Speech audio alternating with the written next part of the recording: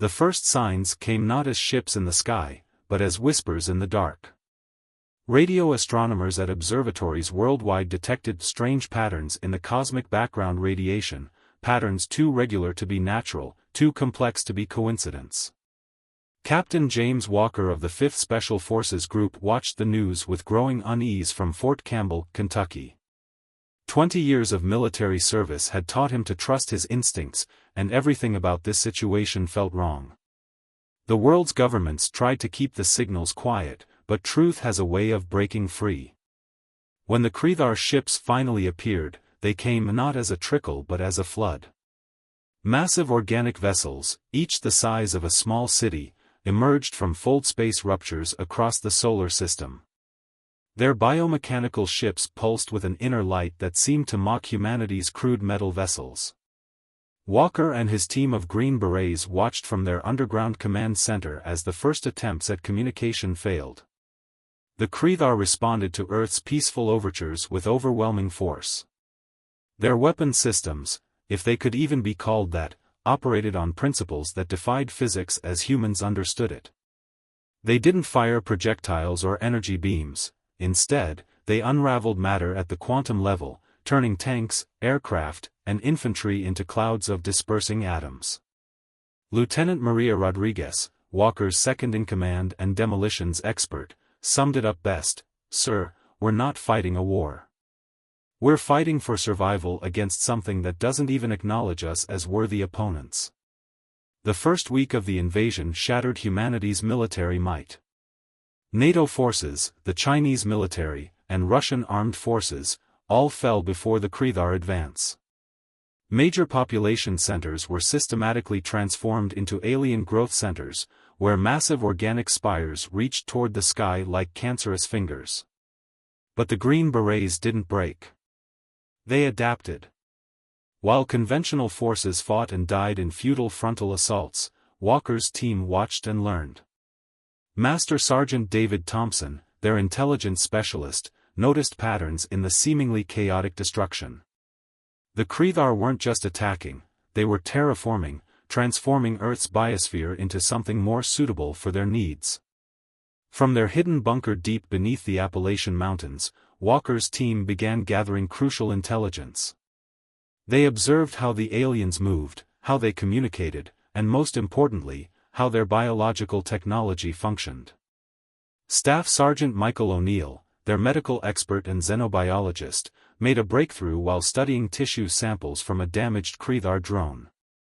"Captain, these aren't just machines or animals," O'Neill reported, his eyes bright with discovery. "Their entire technology is based on engineered organisms. Everything, their ships, their weapons, even their communication systems, it's all connected through some kind of biological network." This discovery became the foundation of humanity's first real hope. Walker's team realized that conventional warfare wouldn't work against an enemy that could simply regrow its losses. They needed to think differently, fight differently. They needed to turn the Krethar's greatest strength, their biological integration, into a weakness. The team's combat engineer, Sergeant First Class Robert Jackson, began working on modifications to their existing weapons. They found that certain frequencies of ultrasonic waves could disrupt the aliens' biological systems, causing their technology to malfunction. It wasn't much, but it was a start. As cities fell and governments crumbled, Walker's team established contact with other surviving Special Forces units worldwide. They created a shadow network of resistance cells, each operating independently but sharing crucial intelligence. The regular military chain of command had collapsed, but the Green Berets' training in unconventional warfare proved invaluable in this new reality. 3 months into the invasion, Walker's team conducted their first major operation against the Krethar. Their target was a small biological processing node on the outskirts of what used to be Atlanta. The mission wasn't about winning back territory, it was about testing theories and gathering information. The operation revealed both promise and peril. The ultrasonic weapons worked better than expected, causing the organic structures to convulse and deteriorate. But the team also discovered that the Krethar were quick to adapt. By the end of the engagement, the aliens had already begun modifying their tissue structures to resist the sonic attacks. Walker lost 2 good men in that operation, Sergeants Kevin Hayes and Marcus Bennett. Their sacrifices weren't in vain, though. The mission proved that the aliens could be hurt, could be forced to react. More importantly, it showed that small, well-trained teams could succeed where massive military operations had failed. As the first part of humanity's resistance drew to a close, Walker gathered his remaining team members in their underground sanctuary. The room was silent except for the hum of emergency generators and the distant sound of alien vessels passing overhead. "We've lost battles, we've lost cities, we've lost friends," Walker addressed his team, his voice steady despite the weight of their situation. "But we haven't lost the war. The Krethar think they've won because they've defeated our armies and occupied our cities. But they don't understand what they're really fighting against. They don't understand human determination, human adaptability, human ingenuity." Lieutenant Rodriguez spoke up from her position near the tactical display. "They don't understand that we're at our most dangerous when we're backed into a corner." Walker nodded, a grim smile crossing his face. "Exactly. We're going to show them why you don't corner a species that climbed to the top of the food chain through sheer stubborn determination. We're going to show them why the Green Berets exist, because sometimes victory doesn't come through overwhelming force, but through intelligence, adaptation, and the willingness to fight in ways your enemy never expects." The team spent the rest of that night planning their next moves, analyzing data from their first operation, and developing new strategies. They knew the road ahead would be long and bloody. They knew many of them wouldn't survive to see Earth freed. But they also knew that as long as humans like them continued to fight, continued to adapt, and continued to resist, humanity still had a chance. As dawn broke over their hidden facility, Walker looked at the faces of his team, tired, determined, unbroken. The first phase of the war was over. The real fight was about to begin. And the Green Berets were ready to show the Krethar why humanity had survived every catastrophe it had ever faced. The aliens might have won the first battles, but they had yet to face humanity's full potential. The Green Berets would make sure they understood exactly what they had awakened on this small, blue planet. The war wasn't over. It was just beginning. The underground facility that served as the Green Berets' base of operations had once been a Cold War-era nuclear bunker. Now, 6 months into the Krethar invasion, it had transformed into humanity's most sophisticated research and resistance center. The concrete walls were lined with biological samples and hastily assembled laboratory equipment, while tactical displays showed real-time movements of alien forces across what remained of North America. Staff Sergeant Michael O'Neill hadn't slept in 36 hours. His medical bay, converted into a xenobiology lab, was cluttered with petri dishes containing samples of Krethar tissue. Each sample told a story, of adaptation, of biological engineering far beyond human understanding, and most importantly, of potential weaknesses. Their entire nervous system operates on quantum entanglement principles, O'Neill explained to Captain Walker and Lieutenant Rodriguez during their morning briefing. It's how they maintain such perfect coordination across vast distances. But it's also what makes them vulnerable. Walker leaned over the microscope, watching as a piece of Krethar tissue responded to electrical stimulation. "Explain it in terms a ground pounder can understand, document. Think of it like a massive neural network," O'Neill continued, pulling up detailed scans on his computer. "Every Krethar organism, from their foot soldiers to their capital ships, is connected to this network. It's their strength, but it's also their Achilles heel. Disrupt the network in one place, and the effects ripple throughout their entire system." Lieutenant Rodriguez, who had been studying the tissue samples with keen interest, looked up. "Like a biological DDoS attack?" "Exactly," O'Neill smiled. "But we need something more sophisticated than our sonic weapons. They've already adapted to those." In another section of the bunker, Sergeant First Class Robert Jackson and his engineering team were working on exactly that problem.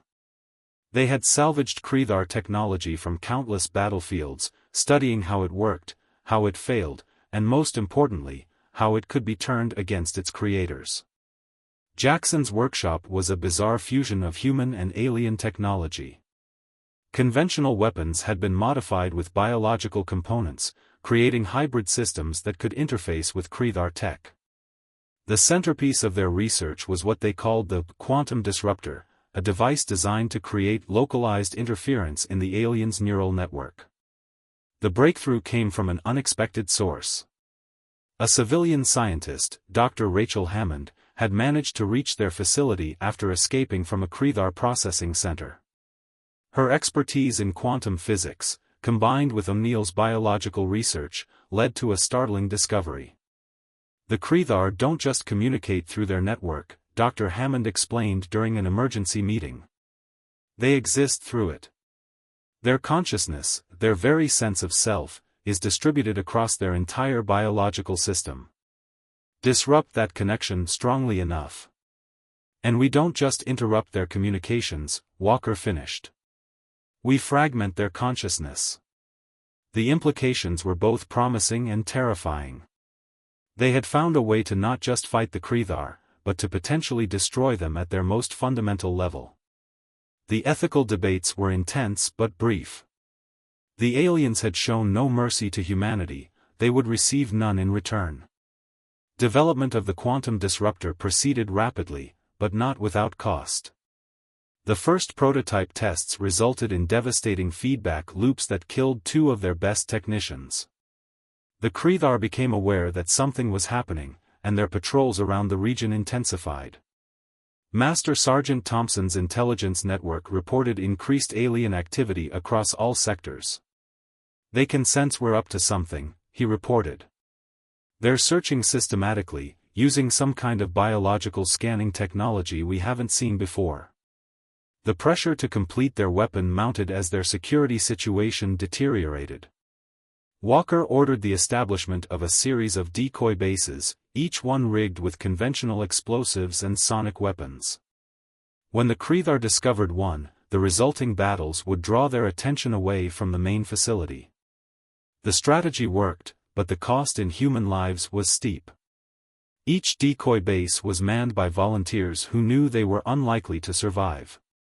Their sacrifices bought the research team the time they desperately needed. 3 weeks later, the first successful test of the quantum disruptor sent shockwaves through the alien network.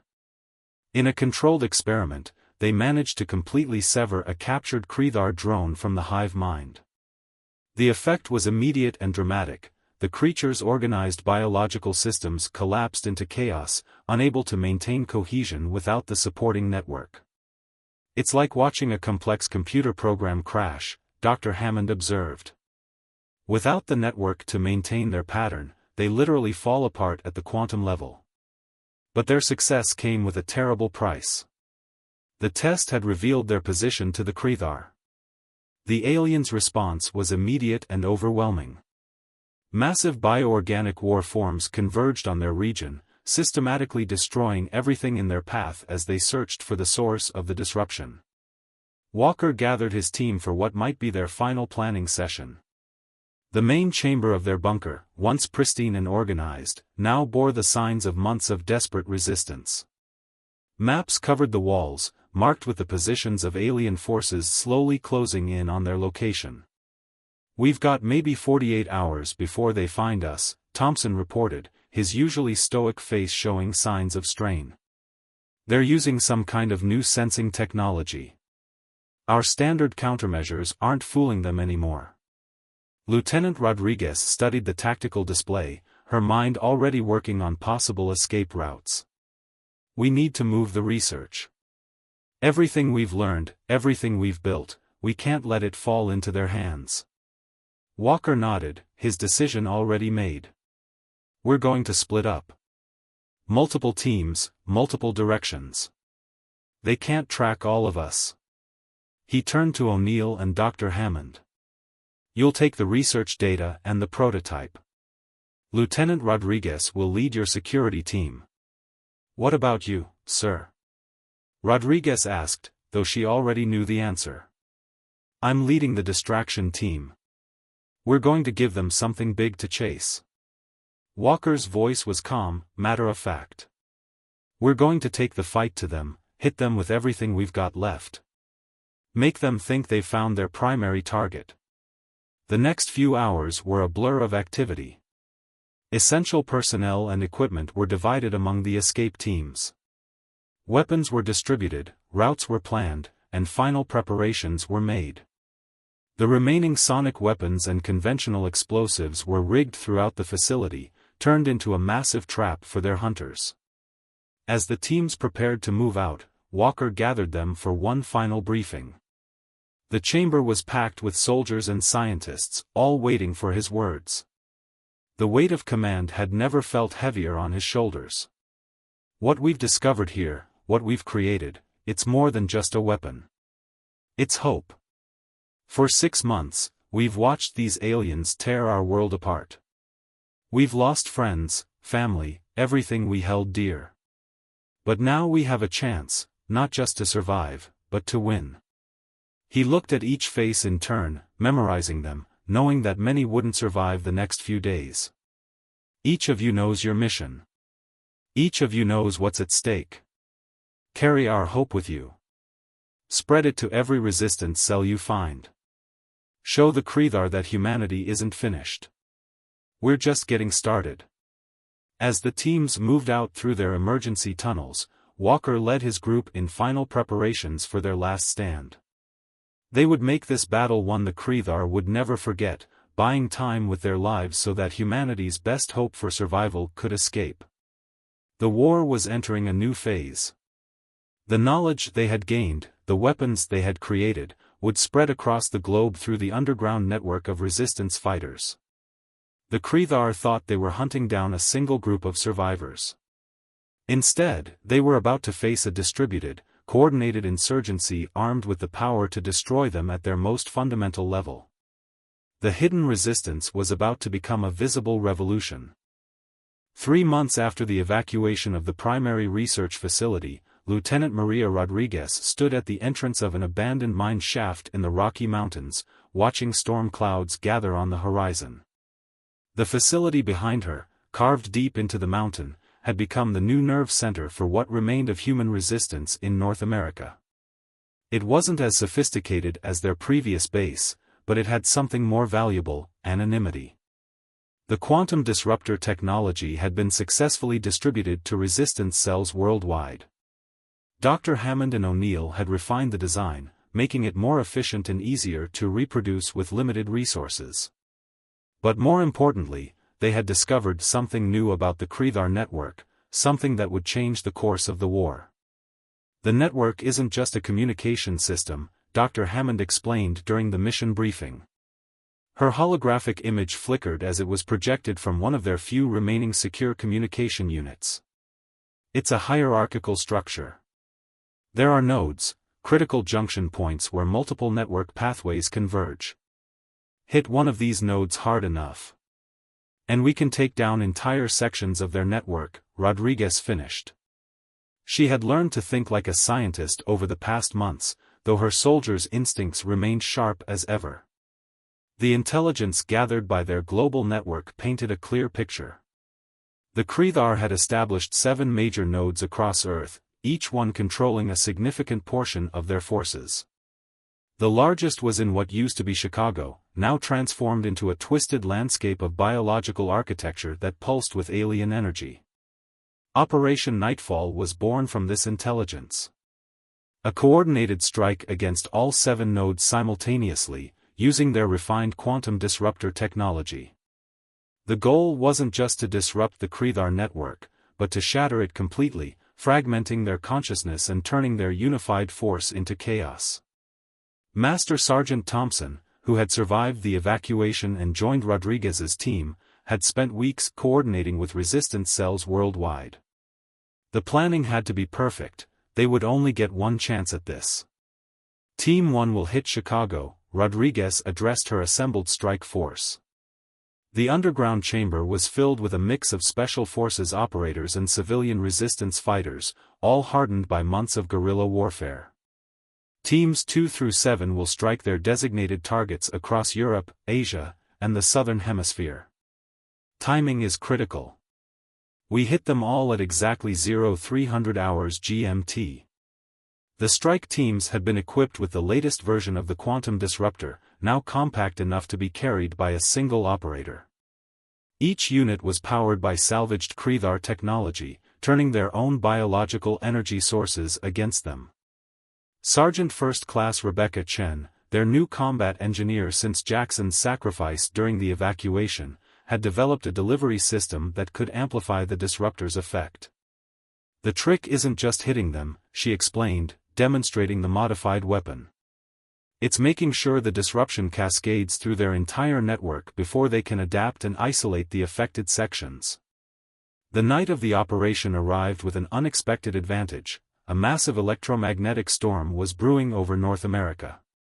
The Krethar's organic sensors had always shown slight vulnerabilities to extreme weather conditions. It wasn't much, but in a war where every advantage counted, they would take what they could get. Rodriguez led Team 1 through the ruins of Chicago's outskirts. The city was unrecognizable, transformed into an alien forest of towering organic structures that reached into the storm-clouded sky. Bioluminescent patches pulsed with rhythmic patterns, casting an eerie glow over the twisted landscape. Their approach was slow, methodical.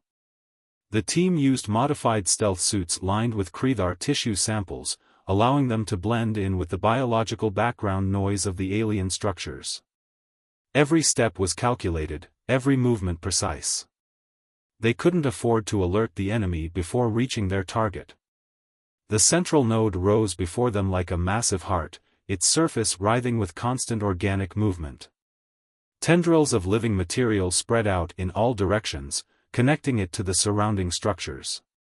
This was the brain of the Krethar's Midwest operations, controlling everything from drone production to resource allocation. "Command, this is Striker 1, Rodriguez whispered into her secure comm, "we're in position. All teams, report status."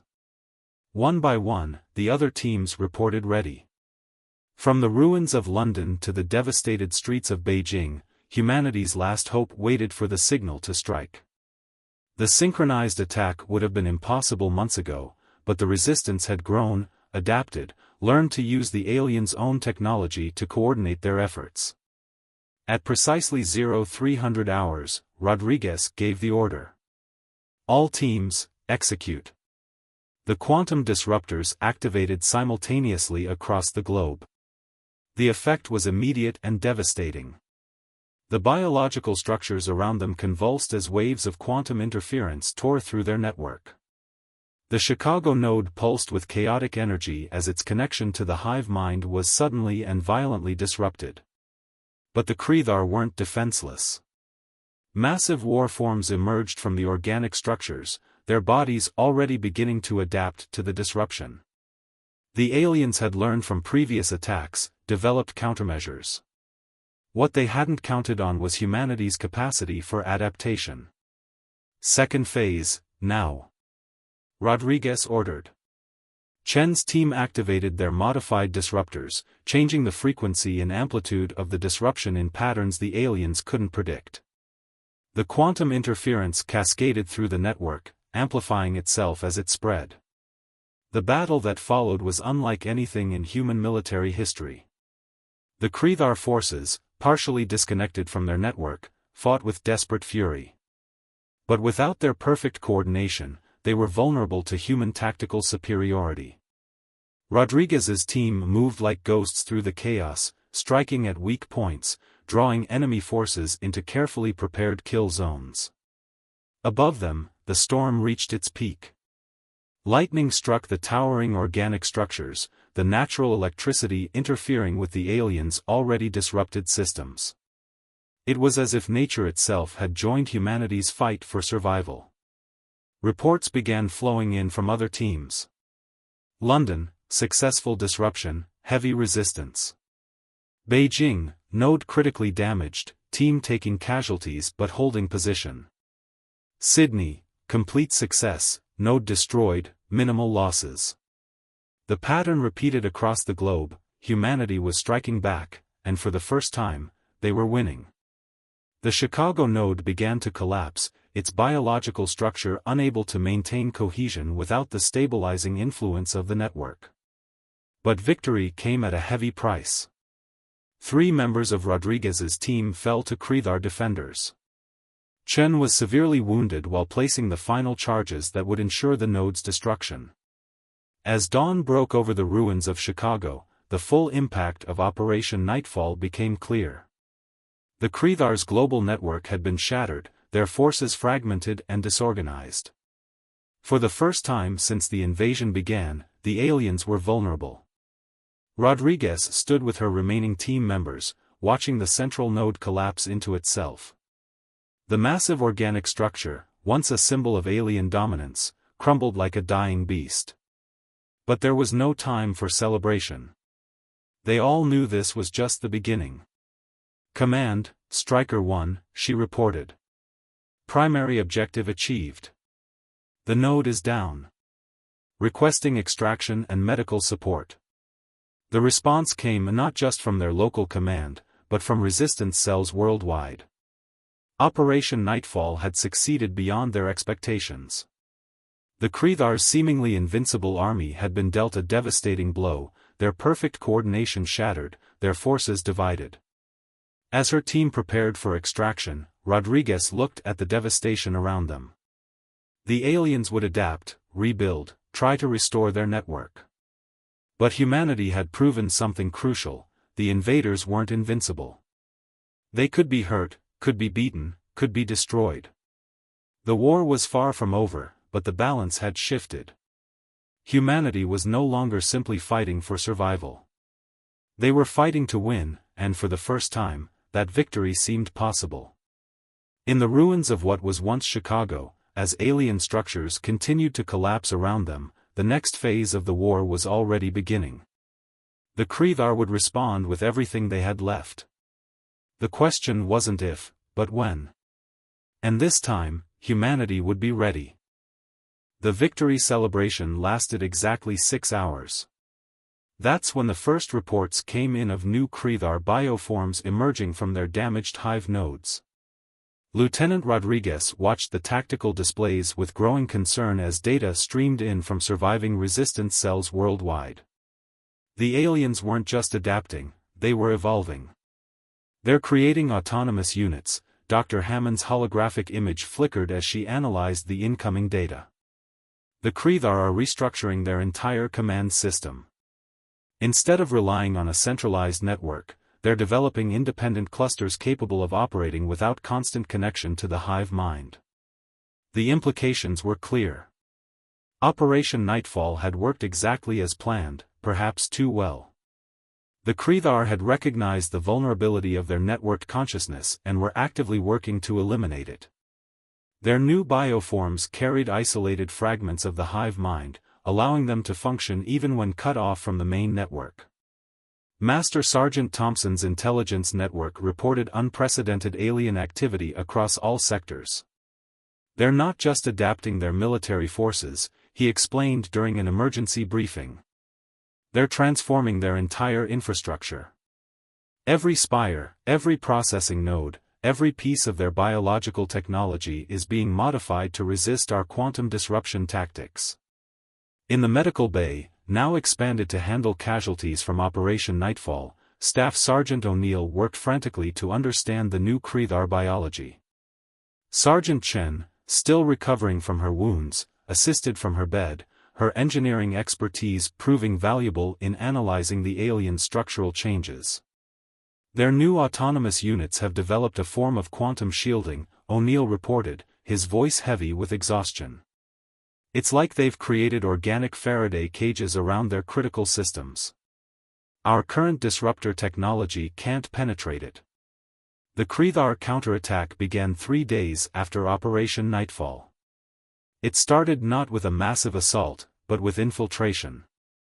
New stealth bioforms, specifically engineered to hunt human resistance fighters, began systematically targeting their hidden bases and supply lines. Rodriguez lost contact with 3 forward operating bases in the first week. The reports that came in before communications went dark were nightmarish. The new Krethar hunters moved like shadows, their organic technology now capable of mimicking human thermal and electromagnetic signatures. Traditional detection methods were useless against them. "They're learning from us," Thompson observed grimly. "All our guerrilla tactics, all our stealth techniques, they're turning them against us." The Resistance's victory had bought them time and territory, but now they were paying the price. The Krethar's adaptation was more profound than anyone had anticipated. Their new autonomous units displayed not just improved combat capabilities, but tactical intelligence that eerily mimicked human military strategy. Dr. Hammond worked tirelessly to modify the quantum disruptor technology, but each breakthrough was met with diminishing returns. The aliens' evolutionary pace was overwhelming. Every successful attack seemed to only speed up their adaptation. "It's like they're using our own attacks as data points," she explained during a late-night strategy session. "Each time we strike, they don't just adapt to that specific threat, they develop countermeasures for dozens of potential variations." The situation reached a crisis point when the Krethar launched their first coordinated counteroffensive.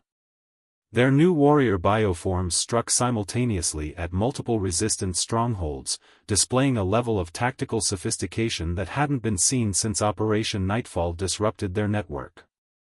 Rodriguez led the defense of their Rocky Mountain facility, now one of the last major human strongholds in North America. The battle tested every lesson, every innovation, every desperate tactic they had developed over months of resistance. The new Krethar warriors were terrifying in their efficiency. They had developed organic armor that could withstand direct hits from conventional weapons, and their attacking forms showed an understanding of human psychology, using fear as a weapon just as effectively as their biological weaponry. "They're not just copying our tactics," Rodriguez realized as she coordinated the defense. "They're improving on them. Everything we've used against them, they're turning into something more effective, more lethal." The defense of the mountain facility became a desperate war of attrition. The resistance fighters used the terrain to their advantage, drawing the alien forces into narrow passages where their superior numbers meant little. Every corridor became a killing ground, every chamber a potential trap. Sergeant Chen, despite her injuries, coordinated the facility's automated defense systems from the command center. She had modified their remaining quantum disruptors, sacrificing range and power for focused, short-range effectiveness. In the confined spaces of the mountain complex, these modifications proved crucial. The battle raged for 3 days. The Krethar's new autonomous warriors proved deadly in close combat, their organic weapons capable of adapting mid-fight to counter human tactics. But the defenders had something the aliens couldn't replicate: desperation and creativity born of fighting for their very existence. O'Neill made a crucial discovery during the height of the battle. The new Krethar units, while capable of operating independently, still required periodic synchronization with their local command nodes. These moments of connection, brief as they were, represented a vulnerability. "It's like they need to update their tactical databases," he explained between treating wounded defenders. "They can fight independently, but they still share information with the collective. If we can predict these synchronization moments." Rodriguez immediately understood the implications. They couldn't destroy the Krethar network as they had before, but they could disrupt these critical updates, essentially forcing the alien units to fight with outdated tactical information. The strategy worked, but the cost was steep. By the time the last Krethar warrior fell, the mountain facility had been severely damaged. Nearly a third of their defenders were dead or wounded, and their supplies were critically low. In the aftermath of the battle, as they tended to their wounded and fortified what remained of their base, Rodriguez met with her command staff to assess their situation. The holographic tactical display showed similar stories playing out across the globe: human resistance forces barely holding on against the Krethar's evolved warriors. "We won this battle," Thompson said, studying the casualty reports, but we can't keep fighting like this. Every engagement makes them stronger, more adapted to our tactics. We need something new, something they can't predict and improve upon. Dr. Hammond, who had been quietly analyzing data from the battle, suddenly straightened in her chair. Maybe that's it, she said, her eyes bright with realization. We've been trying to fight them on their terms, trying to match their ability to adapt and evolve. But what if we stop trying to match them technologically? What do you mean? Rodriguez asked, intrigued despite her exhaustion. The Kreethar's greatest strength is their ability to analyze and improve upon patterns, Hammond explained. So let's give them something they can't pattern, chaos. Pure, human, irrational chaos. The idea was audacious, perhaps even desperate, but it resonated with something fundamental in human nature. The Kreethar had proven they could adapt to human military tactics, could improve upon human strategic thinking. But could they adapt to actions that defied logical analysis, that followed no discernible pattern? As the resistance forces regrouped and began planning their next moves, a new understanding emerged. They couldn't match the Kreethar's technological superiority or their evolutionary speed. But perhaps they could overwhelm their ability to adapt by becoming truly unpredictable.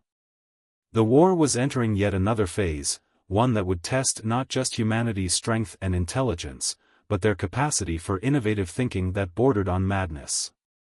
The Kreethar had pushed humanity to the brink, but in doing so, they had forced them to evolve in ways the aliens couldn't comprehend or predict.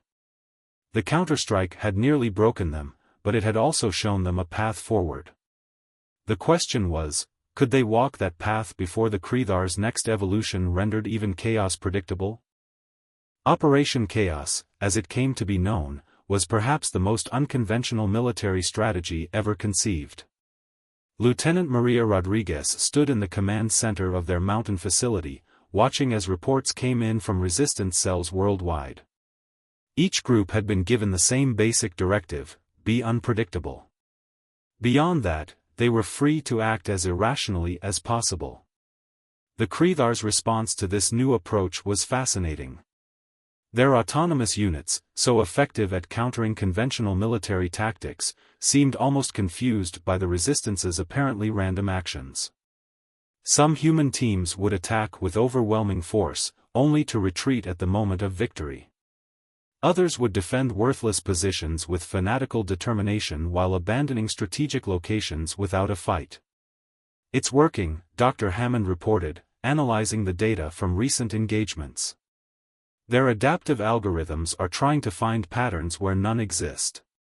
They're burning through computational resources trying to predict the unpredictable. But chaos alone wouldn't win the war. While the Kreethar struggled to adapt to humanity's new approach, Dr. Hammond and O'Neill had made a breakthrough in understanding the aliens' base consciousness. The discovery came from an unlikely source: the synchronization patterns of their autonomous units. Every time they sync with their local nodes, there's a quantum signature, O'Neill explained, displaying complex data patterns on the holographic screens. It's like an echo of their original hive mind. They can't completely abandon their network nature, it's too fundamental to who they are. This revelation led to the development of what would become humanity's final weapon in the war. They called it the Quantum Cascade Device, or QCD.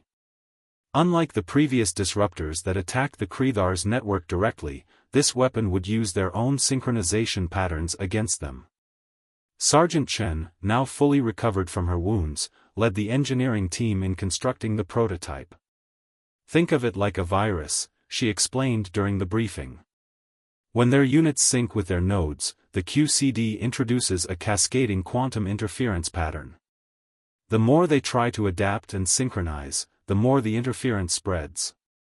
The plan was audacious: use Operation Chaos to force the Kreethar into increasingly frequent synchronizations as they tried to adapt, then trigger the QCD at the moment their entire system was struggling to process the unpredictable data. The effect, in theory, would be catastrophic.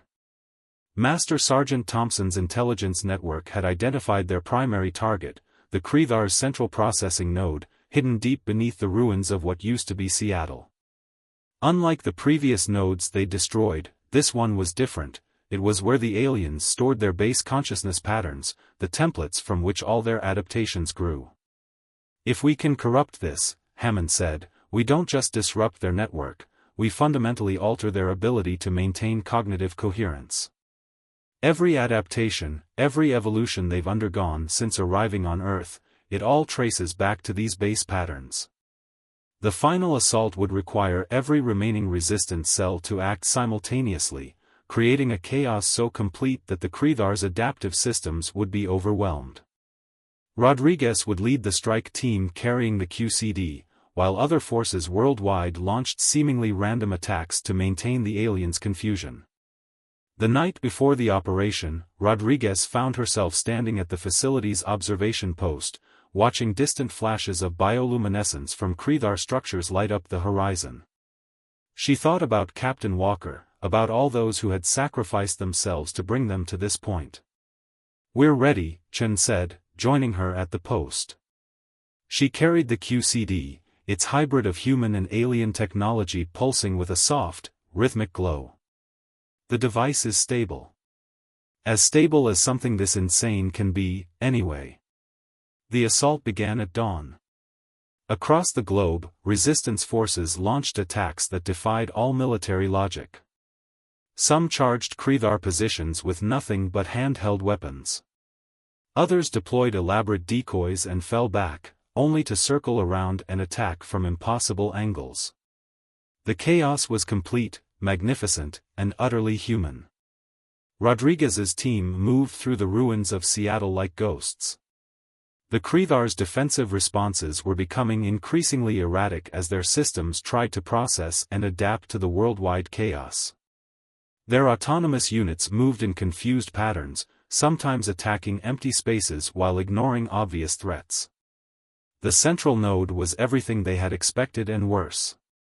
It rose from the ground like a twisted cathedral, its biological architecture pulsing with patterns that hurt the human eye to observe.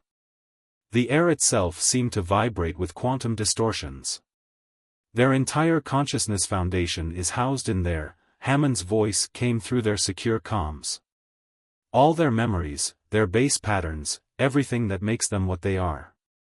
Once the QCD activates, they won't just be unable to adapt, they'll be unable to maintain their current adaptations. The team fought their way through layers of confused but still lethal Kreethar defenders.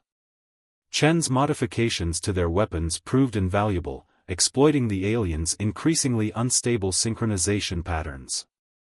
Every engagement was deliberately irregular, maintaining the chaos that was overwhelming the enemy's tactical systems. They reached the core chamber just as reports came in of Kreethar forces worldwide initiating emergency synchronization protocols. Their adaptive systems, stressed beyond capacity by humanity's chaotic assault, were desperately trying to find patterns they could understand and counter.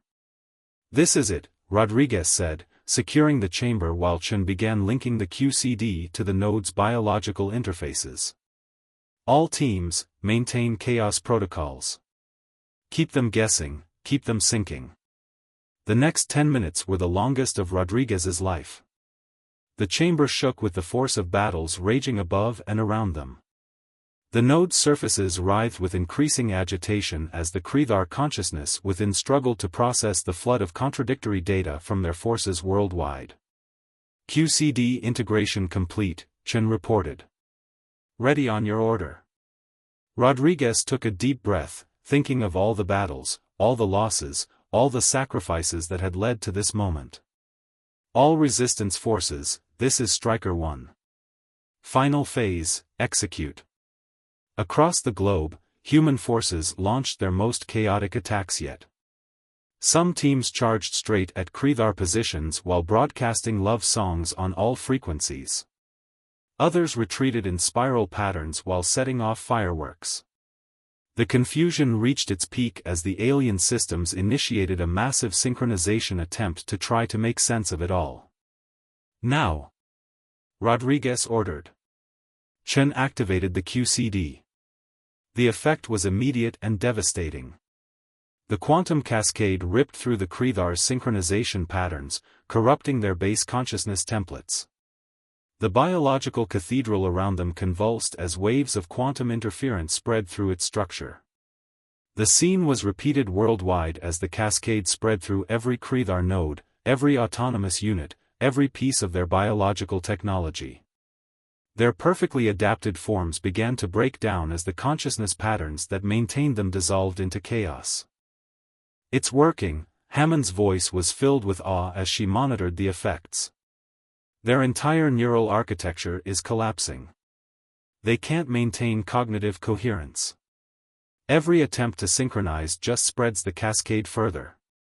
The victory, when it came, was almost anticlimactic. The Kreethar forces didn't explode or dissolve dramatically. Instead, their organized structures simply fell apart. The consciousness that had maintained their complex biological forms degraded into simple organic matter. Their mighty war machines, their adaptive warriors, their massive ships, all reduced to inert biological tissue. As dawn broke over a liberated Earth, Rodriguez stood with her team atop the ruins of the Seattle node. The air was filled with a fine organic mist as Kreethar structures worldwide continued to break down. Already, the alien matter was being consumed by Earth's natural decomposers. Nature, it seemed, would handle the cleanup. "What do you think they learned from all this?" Chen asked, watching the sunrise. "In those final moments, when their consciousness was fragmenting, do you think they understood what beat them?" Rodriguez thought about it. The Kreethar had been nearly perfect in their execution of the invasion. They had adapted to every conventional strategy, evolved to counter every logical response. Their only flaw had been their inability to comprehend and adapt to human irrationality, to the chaos that was as much a part of humanity's nature as order was part of theirs. "I think they learned what every would-be conqueror of Earth has to learn eventually," she replied. "Humanity's greatest strength isn't our technology, or our military might, or even our ability to adapt. It's our unpredictability. Our chaos. Our ability to look at a logical, perfect plan and decide to do something completely insane instead." The war was over. The cleanup would take years, and Earth would never be quite the same. The Kreethar's biological technology, now inert and degrading, had changed landscapes and ecosystems forever. But humanity had survived, and more than that, they had evolved, not in the directed, logical way of the Kreethar, but in the messy, chaotic, perfectly human way that had proven to be their salvation. As resistance forces worldwide began the transition from fighters to rebuilders, Rodriguez couldn't help but smile at the irony. The Kreethar had come to Earth seeking to impose their perfect order on what they saw as a chaotic, primitive world. In the end, it was that very chaos that had defeated them. The dawn of humanity's redemption had come not through superior technology or military might, but through embracing their own nature, unpredictable, irrational, and gloriously human.